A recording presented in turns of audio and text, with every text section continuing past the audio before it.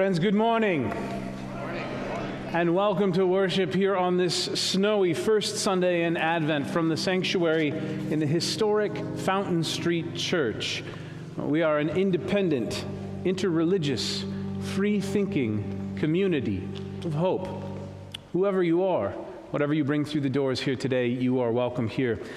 I'm Reverend Nathan Dannison. I'll be presiding today in worship, and this is our first Sunday in Advent, and we have a full schedule of holiday events scheduled in the life of this church here downtown. I want to remind you, if you haven't done so recently, or if you've never done so before, to please use your smartphone or your mobile device to download the Church Center app. It's just called Church Center. I know that seems kind of basic, but it's there. You'll find it. And it will connect you to us. That's our church directory. It's our calendar for signing up and getting involved. And it's also our giving portal for supporting the different programs of this church. I was made aware recently that prior to my arrival as reviewing the financial procedures of the church, there was a bank change that took place last May. And when that was done, it interrupted a lot of folks' planned giving schedule or their regular giving schedule. And so if you have given to the church or if it hasn't gone through or something, I really strongly encourage you to use that giving portal through Church Center. It can help you get it connected again. And otherwise, you can always give us a call at the office, and either Cassie or myself, we are very happy to help you sort all of this out. And thank you for your patience with us as we update these procedures. So as I said, we've got a lot happening, and we want to invite people to participate. This year we're doing on Christmas Eve, we have a 4 p.m. Family Yuletide merry-making event that'll be happening here in the sanctuary. And then at 9 p.m., the traditional Fountain Street candlelight service on Christmas Eve. And we want folks to sign up for that too. And so using that directory and using that app helps us get you involved in the life of the church. If you want help with that, Bob Chapla is going to have a table up in the social hall after worship today, and Bob can help you get signed up. Just look for the table that says directory or that has the friendliest looking guy you've ever seen just sitting there ready to help you get plugged in. So thank you, Bob, for that. And there's going to be another table as well in the social hall for our friends from Together West Michigan. Together West Michigan is a coalition of about 20 different churches and faith organizations and nonprofits and groups here in the city that work together on complex issues to make very important changes at a very local level. And right now, Together West Michigan is deeply involved in the 3 Towers project, which is about $1 billion development that's going to be happening on the Grand River riverfront. And it was 2 towers, now it's 3 towers. I assume soon it will be 4 and then 5, and so they're building more towers. But that project is going to receive about $500 million in tax subsidies. That's billion with a B. I think it's $650 million. And it is giving back a pittance into the public benefit for the city, and Together West Michigan is concerned about that, wants to make people aware of it. It's complicated, and it is local, and it is not an easy partisan issue where one group is on one side and the other's on the other side. It takes thought and intention and participation. But that's why these groups exist, to help us get engaged locally where we can make significant changes. And they're advocating for greater public benefit from this enormous public investment. So John Willett and Meredith Bradley are going to be in the social hall with a table to talk to you about this project and how you can get involved. And I've asked John, and I didn't ask Meredith, but I'm hoping she'll humor me. John and Meredith, could you stand up so people can see you so they know who they're looking for? Hi, Meredith. There's Meredith. And there's John. And so visit them as well. And then later on this afternoon at 3 p.m., there will be a concert in the Evanston Chapel. Music Medicine Collective will be performing at 3 p.m. That's a collective of some very prominent local musicians and poets from the West Michigan area. This is part of an effort to hold space together in this season for people to come and receive healing if they need it, or to chill out if they need it, And I hope that if that's something that you're looking for, you might consider returning to the church at 3 p.m. To take that event in. We had 3 longtime members of this community pass away last week. And Wendy Marty passed away unexpectedly on Saturday, November 23rd. Late that evening, she suffered a heart attack from which she did not recover. A service is scheduled for Saturday, January 25th at 11 a.m. There'll be a reception to follow. Her husband, Edgar, has asked that condolences be expressed via notes addressed to him at his home address or his email address, and that is listed in the church directory. Sally Bohr passed away on Sunday, November 24th. Sally's family is planning a memorial service to take place at the church during that first week in January. And Phyllis Penny passed away on Monday, November 25th. A memorial service will be held here at the church on Saturday, December 14th at 11 a.m. And if you have questions, you can contact us at the office. But let's hold these families in prayer in what can be a very painful time of year for many of us and for people who are suffering loss. I want to take a second. We often celebrate the flowers and floral arrangements, but Heather Palmer was here all week getting things ready for today. And Heather Palmer, if you don't know her, she is an absolute backbone of this church community, and she has got us started. Thank you.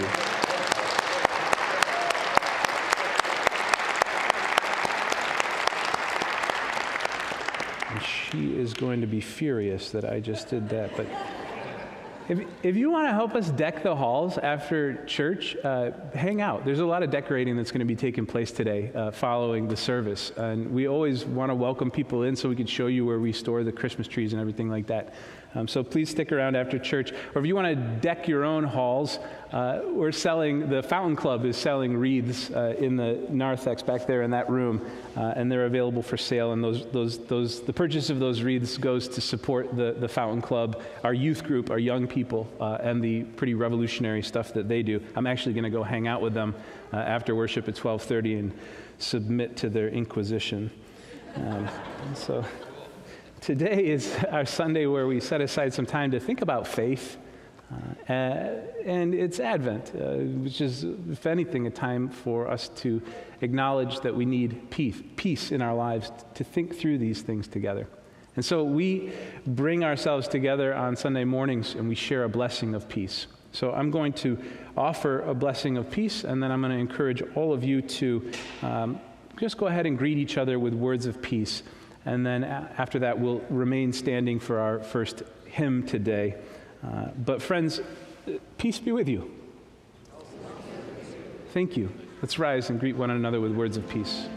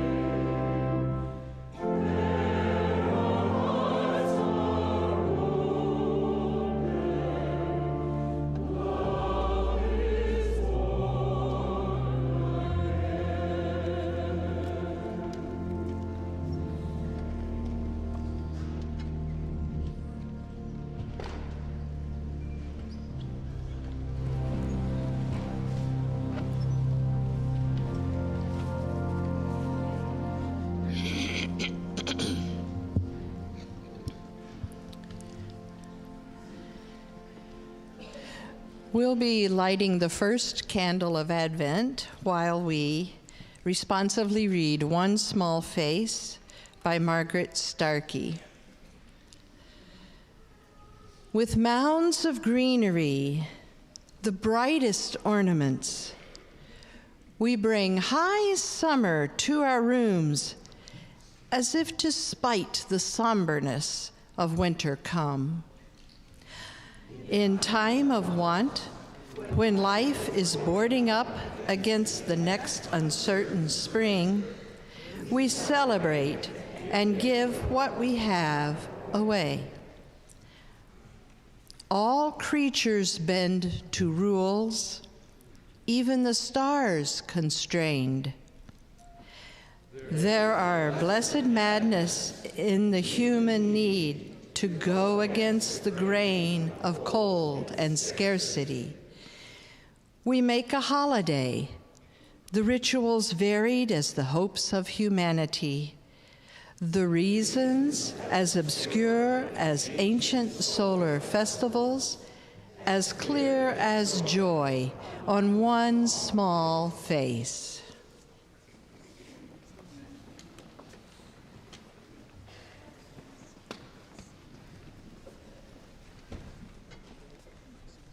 You're okay.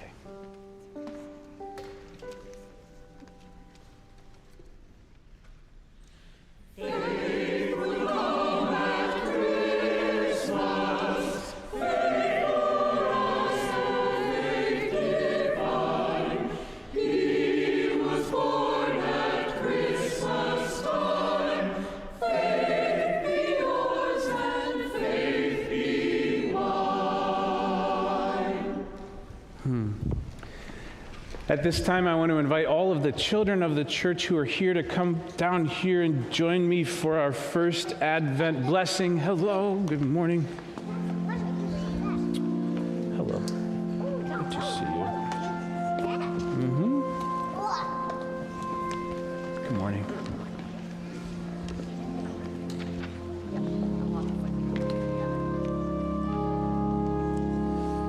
Good morning.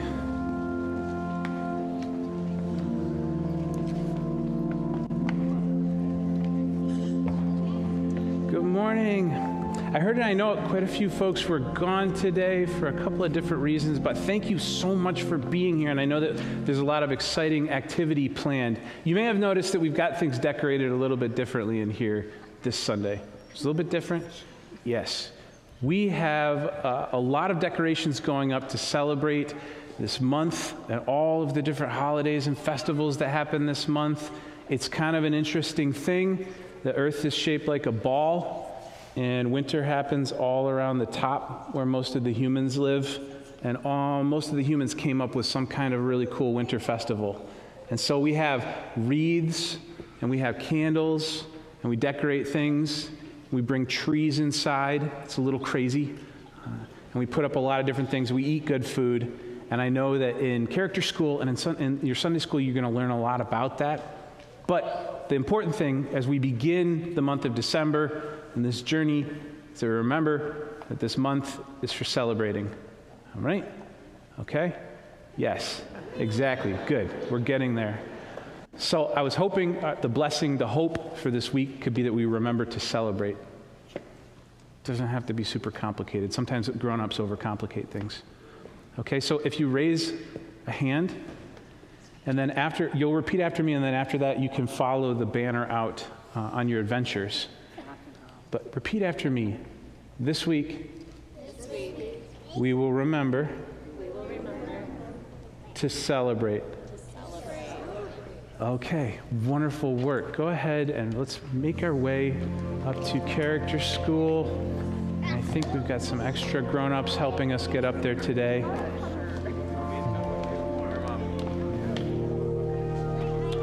John is still here.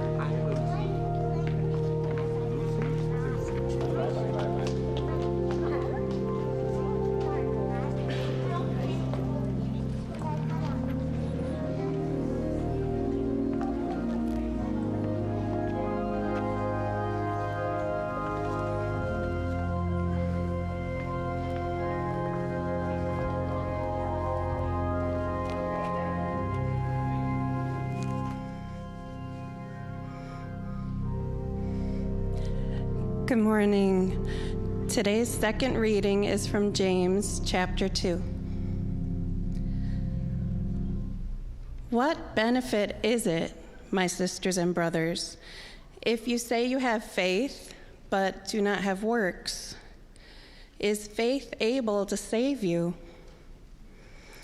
If a sister or brother is naked and lacks their daily food, and one of you says to them, "Go in peace, warm yourself and eat your fill," and none of you provide what is necessary for the body, what is the benefit of that? And thus faith, if it has no works, is dead by itself.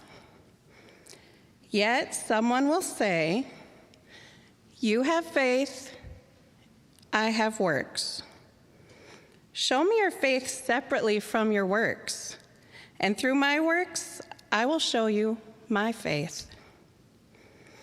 You believe that God is one. You do well.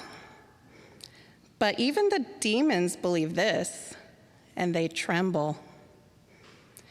You will see that a woman or man is shown to be righteous by their works, and not by their faith alone. And likewise, was not Rahab the prostitute by works also shown to be righteous when she welcomed the messengers and sent them out by another road? For just as the body without the spirit is dead, so then faith without works is also dead.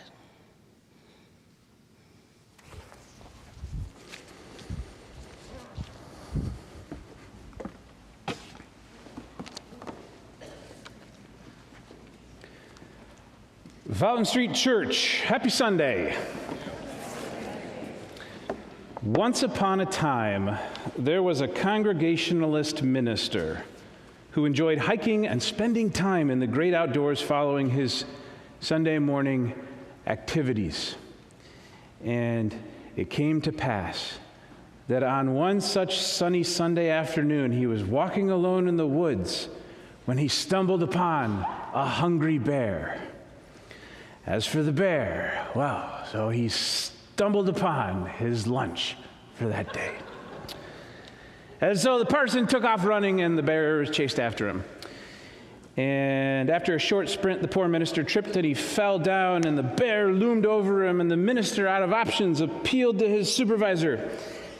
"Almighty God," he cried out, "save me. To spare my life, please make this bear into a faithful Christian." And there was a loud clap of thunder and the sound of distant angel choirs. And the light shone down from the heavens and illuminated the bear's countenance. And now the bear's face was suddenly transfigured from a ravenous beast into a penitent monk. And the bear closed its eyes and clasped its massive paws together. And the bear spoke. It said, "Bless, O Lord, these thy gifts, which we are about to receive from thy bounty."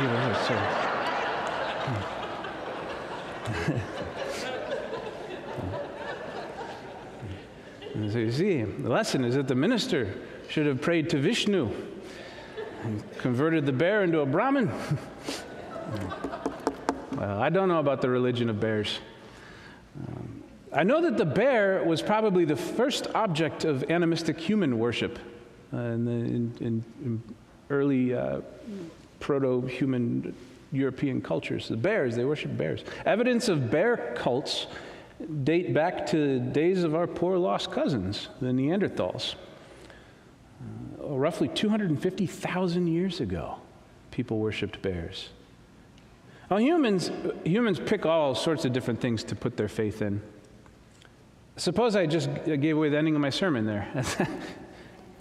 We worshipped bears before we developed language.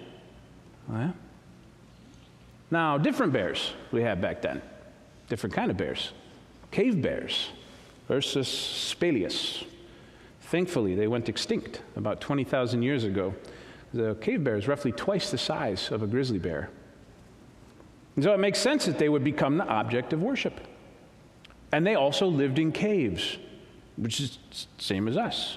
Same caves that we had to sleep in. So probably the whole thing, in my opinion, kicked off with early hominids getting ready to hit the hay and then offering up a prayer to the bear gods that there weren't any monsters under the bed. To this day, the word itself, bear, is a mystery to it. It's a stand-in for another word that was treated with such holy reverence that we forgot it. We lost it to time. The word bear just means something like the brown thing. We refuse to even speak the name of the god. Now, if I was going to fashion a religion out of whole cloth, I think I would go with a solar cult, kind of sun god thing. Worshiping the sun is in the sky. It's pretty sensible if you think about it. The sun makes the food grow. It keeps you warm, banishes the night. Every once in a while, and seemingly without reason, it vanishes from the sky, bathes the world in darkness. If you try to look at it, you'll go blind. That's nuts. It's right there in the sky. You can't even look at it. The sun is the origin of all life. Creation we know now, was forged in the hearts of other distant earlier suns. But of course, the problem with worshiping bears and the sun is that they're real. They're right there. And it affords very little flexibility to the priestly caste. If you worship a bear, what do you need a priest for? What's he going to do? Is he going to keep away the bear? First priest that made that claim in public was probably the next person to get eaten by the bear. And then if you worship the sun, well, it's right there. Don't really need a priest to show you the way. The people who made themselves into the priests of solar cults, they almost always ended up taking things in a very dark direction. That's an irony. Even at our own solar cult that we still practice today, the worship of Sol Invictus, upon whom this whole Christmas business is based, it got extremely complicated not long after it started. We don't even do chariot races on December 25th anymore. That's terrible. So, of course, then we know surplus agriculture gives rise to the leisure class, gives rise to priests, gives rise to rules. The arcane arts come along with a set of extraordinarily complicated rule books. All of this to overcomplicate matters that are often simple enough for a child to understand and explain. That's what Jesus said. From the Gospel of Matthew, the 3rd verse, chapter 18. He said to them, "Truly I tell you, unless you change and become like children, you will never enter the kingdom of heaven." Now, some churches don't even let children take communion. Why? So, well, it's because they don't understand what it means. Friend, you don't understand what it means. No. I think we have faith, anthropologically speaking, because humans are capable of hoping for the good. And upon faith is then built religion, because humans are programmed by evolution to seek out patterns in the natural world. And some other humans are programmed to capitalize on that desire. Which brings us to James. We just heard the text Holly just shared with us. James the just, James the brother of Jesus, James the frustrated, James the baffled, James the confounded and furious. I said James the brother of Jesus? Wasn't their mom a virgin? How's that? Leave it, Dannison. The book of James was probably written well after the founding of the church by someone else who attributed it to James the Just, who may or may not have actually existed along with almost everyone else in the story. I am not up here to let facts get in the way of the truth. The book of James has always captivated me because at its heart, it's trying to get to the very bones of the things that we call faith. James is written for early Jesus followers who were still part of the Jewish community. heading into diaspora following the destruction of the temple. It's a people who are scattered and suffering. They're outcasts among outcasts. Now, there is a lot about sin in the book of James, but the author is deeply concerned with the sins of pride, slander, but most of all, hypocrisy. This blessed book is filled with lines that say you believe X, but then you go and do Y. What the hell is the matter with you? I put that in there. Now, accusations of hypocrisy do not win an argument. This should be obvious by our own recent elections in America. But they can be helpful in determining whether or not somebody is worthy of our trust and our respect. James is witnessing a great deal of religious talk. And he appears to also be intimately familiar with the practice of Jesus, the behavior of Jesus, and he can't square the two. He asks, what benefit is it, sisters and brothers, if you say you have faith but don't have any works? Can your faith save you? The implied answer here is no.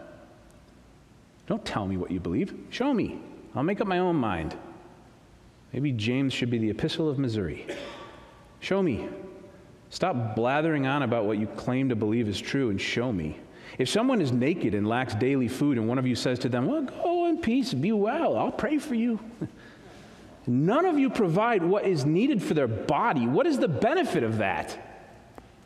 And so faith, if it has no works, is dead.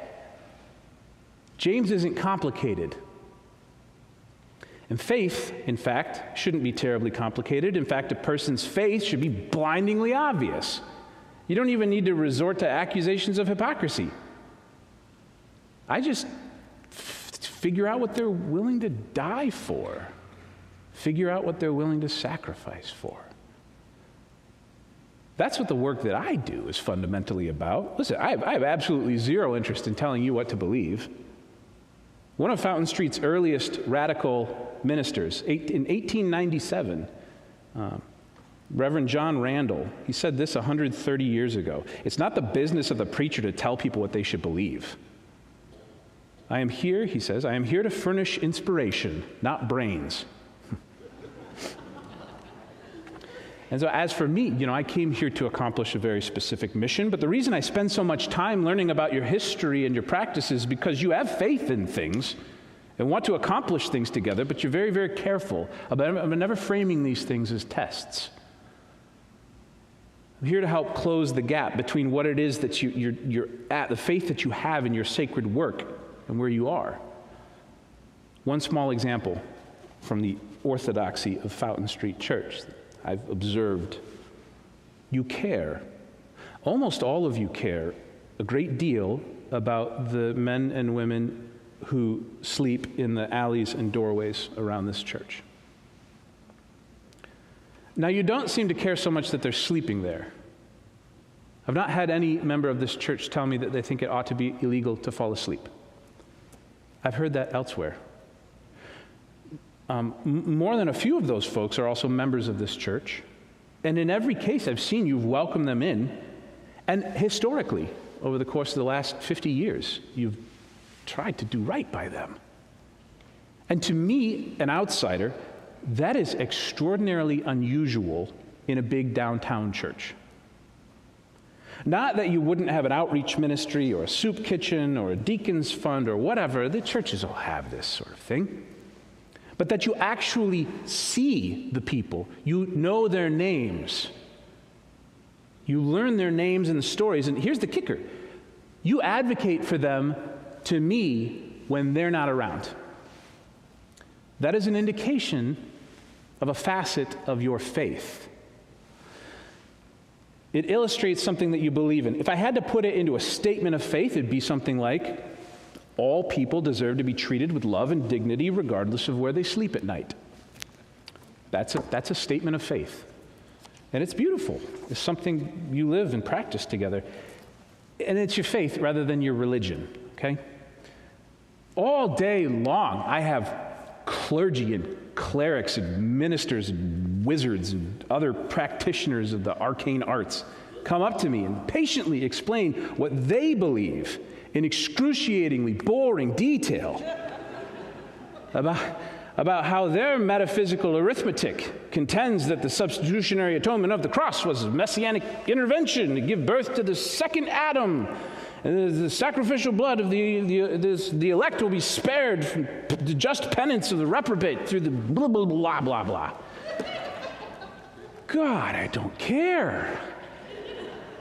Explaining this to me like they've just reached the final round of a board game. And they're laying down their little cards and tip-tapping their little plastic token right up the steps to Candy Castle. Landed on the throne of King Candy. Congratulations. Look at you, smart boy. You've done it. You've won theology. And then I look them in the eyes and I ask them, what should we do with the starving children of immigrants? And they say, put them in jail.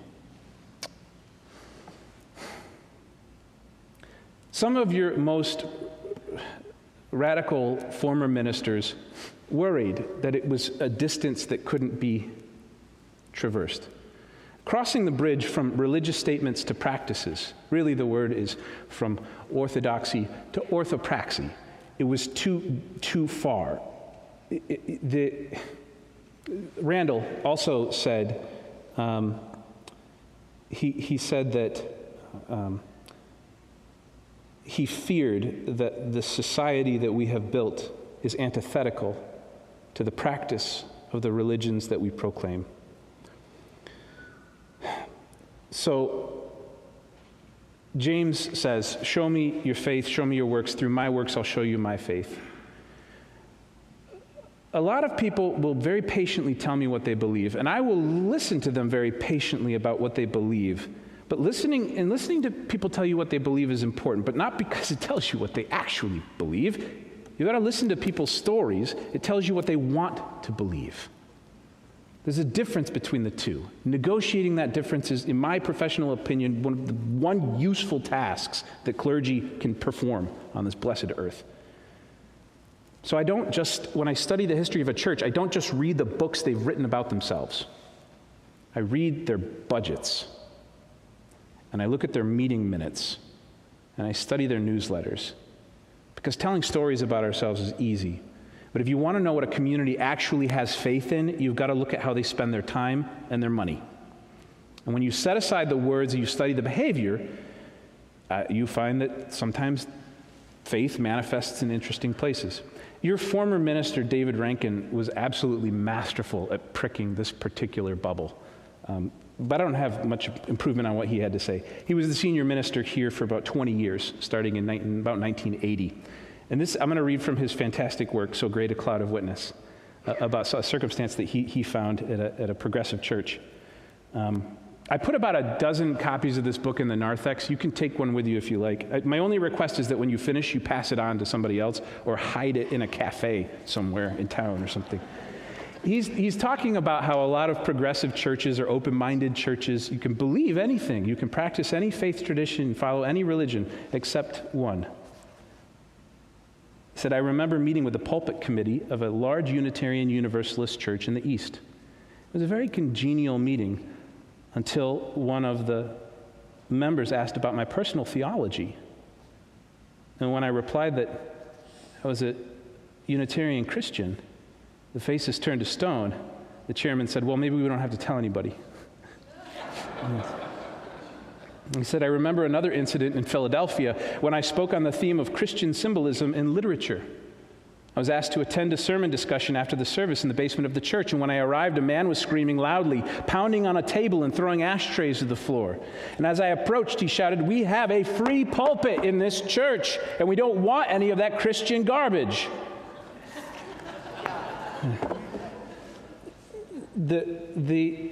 The problem that James faces is the same frustration that many of us experience from childhood. People say one thing, and then they act in a different way. I remember in my youth, years ago, There was probably a high schooler, trying to recruit me to their evangelical youth program. It's probably Young Life. I think that's what it was called. It was some right-wing church out in the country. And he showed me his little bracelet, little letters WWJD. And he said with this sort of saccharine affectation, so when I don't know what to do, I just look down at my bracelet and I think, what would Jesus do? And then I do that. And I said, no, you don't. No, you don't. Because I know what Jesus did. They put it in a book.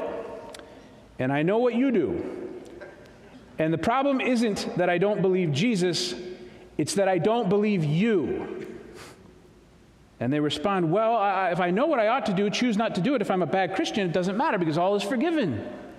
And there it is.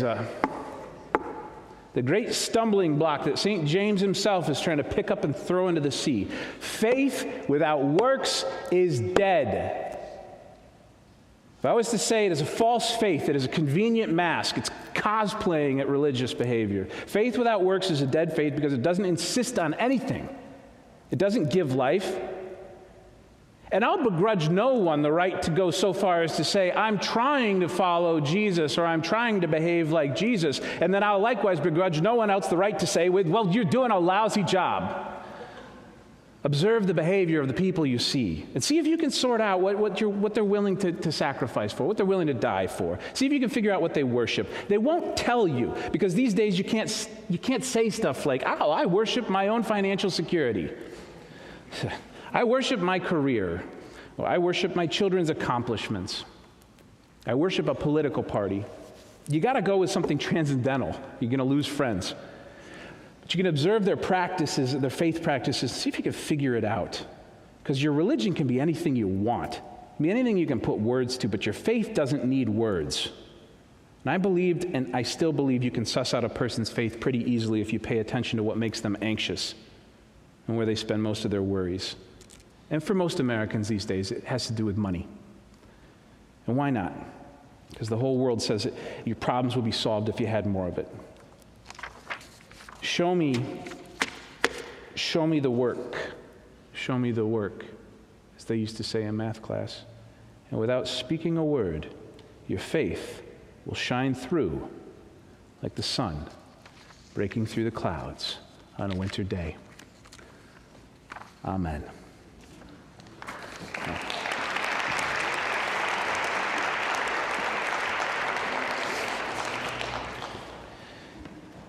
Today, we are going to hear from the choir as they take up the offering. Excuse me, I did that backwards. Let us all turn our hearts and minds to the anthem for today.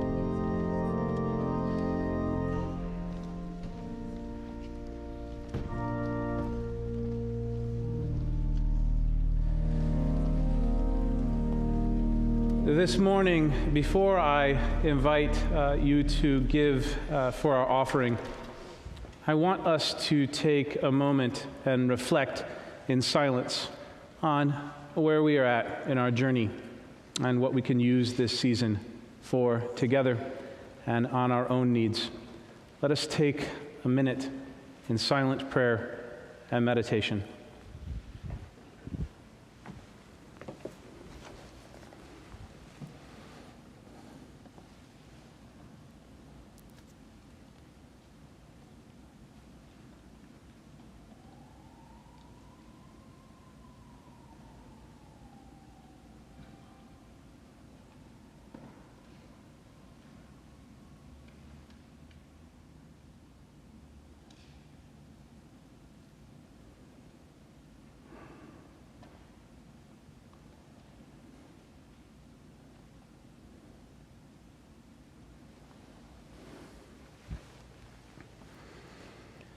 During the season of Advent, as happens often over the course of the year, all of the gifts that we receive in our offering plate this morning will be given back into the community, 100%.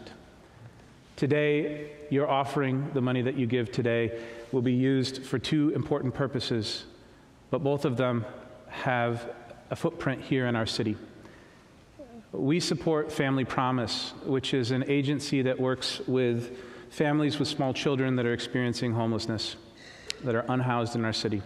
It helps them find shelter.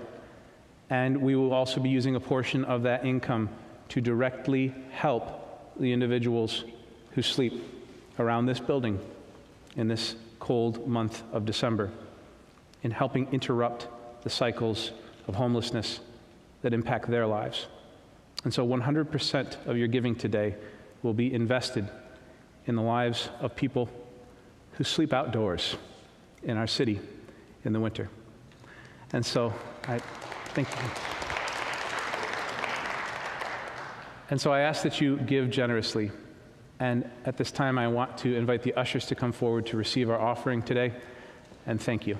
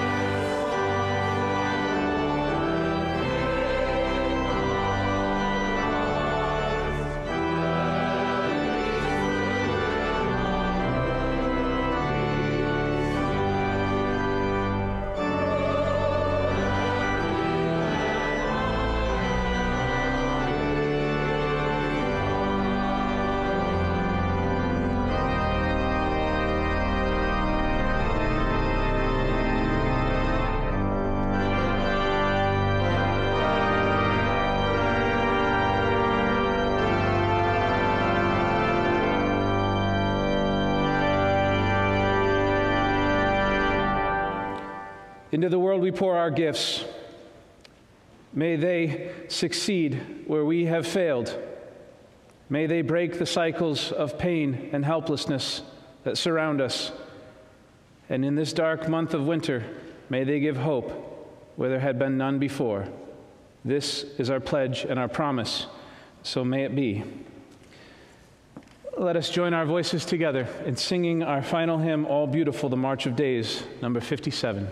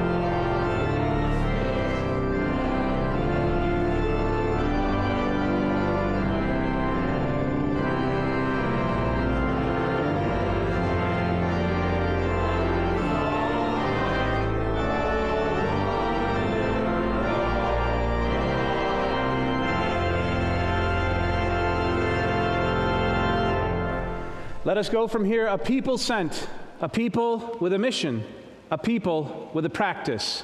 We have work to do. Amen.